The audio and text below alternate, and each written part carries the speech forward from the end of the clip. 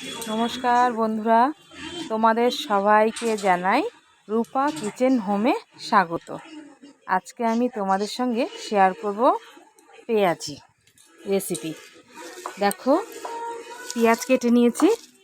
এবার নুন দিয়ে পেঁয়াজটাকে ভালো করে মেখে নিচ্ছি, তাহলে একদম নরম হয়ে যাবে পেঁয়াজটা। দেখো, আমি মেখে নিয়েছি। এবার আমি কুচিয়ে রাখা লঙ্কাটা দিয়ে দিলাম। আজকে ছেলে বলল, মাম্মা একটু পেঁয়াজি ভাজো। আর এই বৃষ্টির ওয়েদার, ঠান্ডা ঠান্ডা, কর্তামশাইও বলল ভাজো, তাই আমি চিন্তা করলাম তোমাদের সঙ্গে শেয়ার করি, তাই তোমাদের সঙ্গে শেয়ার করলাম।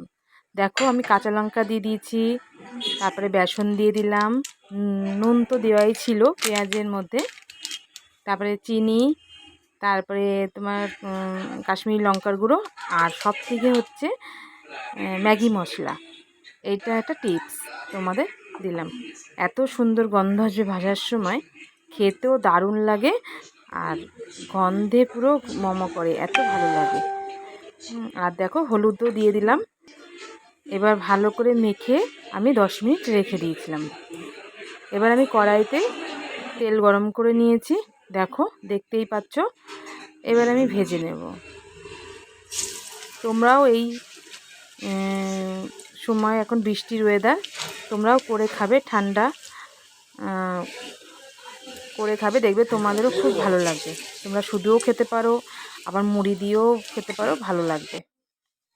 দেখো, আমার ভাজা পুরো কমপ্লিট। তোমাদের ভিডিও আমার ভালো লাগলে অবশ্যই কিন্তু লাইক, শেয়ার, কমেন্ট করবে, আর সাবস্ক্রাইব করতে কিন্তু একদম ভুলবে না।